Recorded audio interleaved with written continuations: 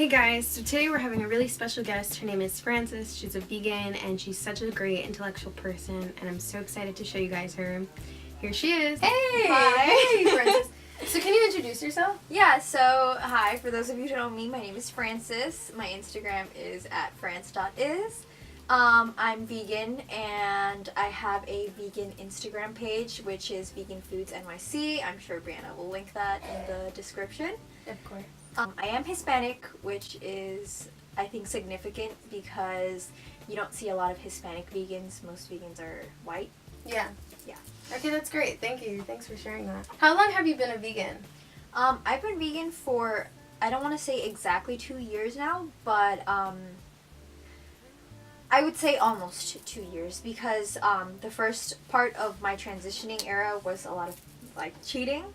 So I wouldn't consider myself vegan for that cheating time period. So I'd say a solid a year and a half. Okay, that's cool. And what has inspired you to become a full vegan? Okay. So I went on this ski trip one time with my cousins. They're vegan. And they were the ones who did all the cooking during that trip.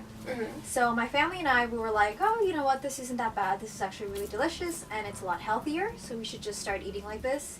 And we kind of, from there, when we went back home, we just adopted that lifestyle. But my mom and I were the only ones who stuck to it because I started doing my research on veganism and, you know, how it affects the environment, not just your health, you know, it affects the environment and it's also another life that you're taking.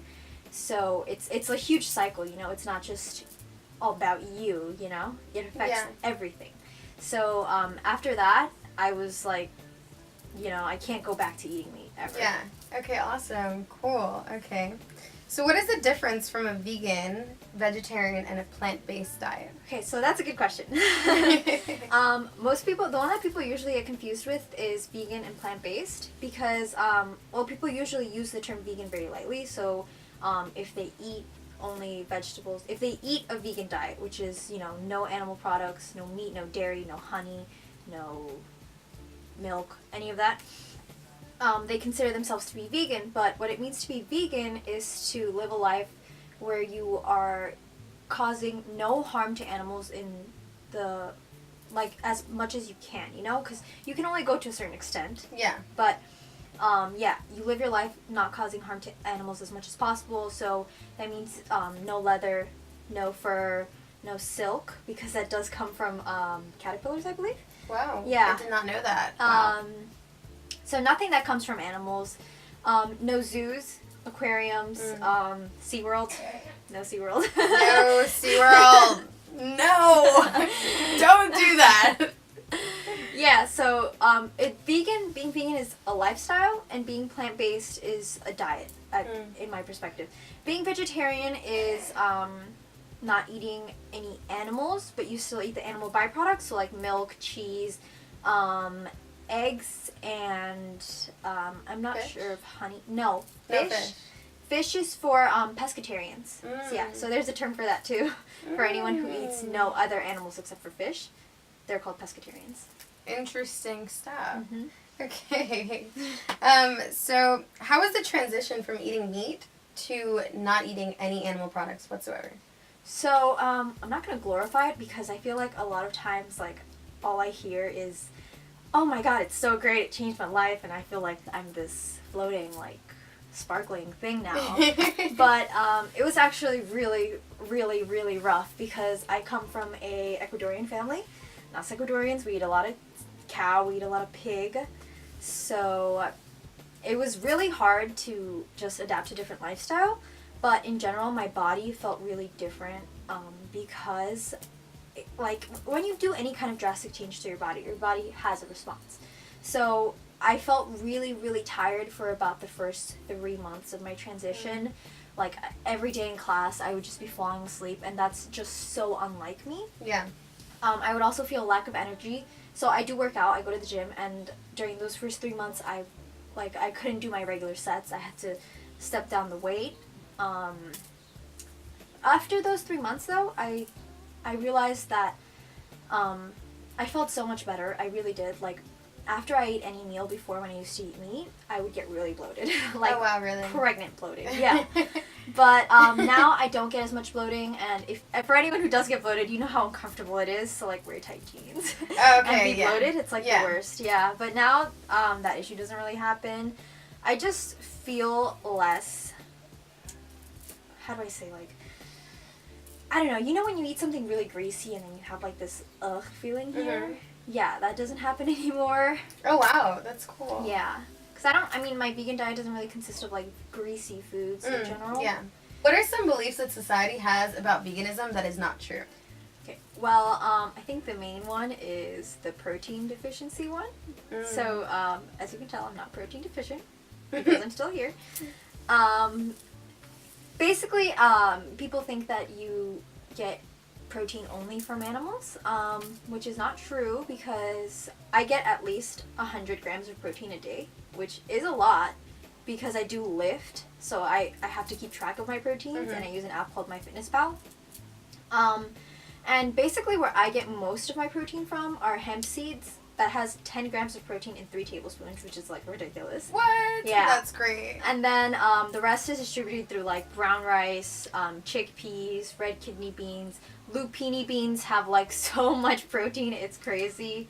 Lupini beans. Yeah, that's and so cool. Nuts, lots of nuts. Nuts, yeah. Cool. And what about your energy levels? Where do you get? My energy, well, I eat a lot of carbs as well because my diet does consist of a lot of carbs because what else are you going to eat if you don't eat? You know, you gotta eat a lot of rice. Yeah. Yeah, a lot of brown rice. Good carbs though, not like bread, not like starchy carbs. Yeah. Like brown rice, whole wheat bread, pasta sometimes. Yeah, it's kind of starchy, but yeah, cool. Carbs are what gives you energy. And a vegan diet, so easy to get carbs. Okay, awesome. So good. So who are some of your biggest influences? Okay. Relating to veganism? In general, in life. Veganism. Okay. Well, this man, his name is James Aspey. James Aspey. Yeah. Cool. He is a vegan activist, and when I was beginning to go vegan, I would look up to him a lot because he has a lot of courage and confidence to just speak up about the animals. He does not hesitate to say, state facts, even if it's like going against someone's beliefs, He's also very outspoken. He does a lot of speeches. I think his speeches are phenomenal to watch if you are trying to go vegan or if you're just trying to, I guess, be more aware of what your actions entail, in terms of like ethics towards animal rights. Yeah. Yeah. He has a lot of speeches on YouTube. So he's one of my biggest inspirations. Okay, cool. When was the last time that you felt fearless? Okay, not that long ago, actually. I ran for the brand ambassador of my accounting club. Oh, cool. And before that, I've never done any kind of public speaking or really any kind of public speaking, really, now that I think about it. But I kind of just woke up that day, literally just woke up that day, and I was like, I'm running for brand ambassador. And that's it. Yeah. That's so cool. Yeah, and then I winged it. I gave the funny thing is that, like, everyone else came in a suit. They had a speech written down in, like, a formal piece of paper and everything, reading it like that, and I was like, damn, I didn't know this was actually going to be this formal. Yeah. And I was wearing, like, a crop top and jeans. Yeah, and I had no speech written down. I kind of just went up there and winged it, and I got the position. Oh, wow. After that, awesome. I was like, you know what? I'm fucking unstoppable. Like, ooh, the sky's the awesome. limit. Yeah. Do it. Yeah, just go for it. That is super cool. Is it more important to love or to be loved? That is such a tricky question. I feel like it's equally important to both because if you're not loving someone, then you can't appreciate the love that someone gives you because you don't know how it feels to put that out there, So it's equally important for both to be loved and to love. But I feel like if you had to choose one, it would be to love because if you're spreading love, you're giving out to the world. If you're just being loved, you're just receiving and you're not really giving back. So yeah. That was great. Thank you. Yeah. So last question. Superpower. What would your superpower be?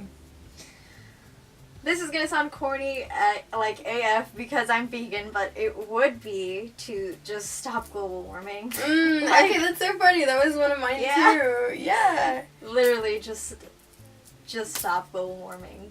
Yeah. Okay, cool. Thank you so much. Thank you. It was such a great interview, and I really appreciate all like the education that you shared and your experiences becoming a vegan.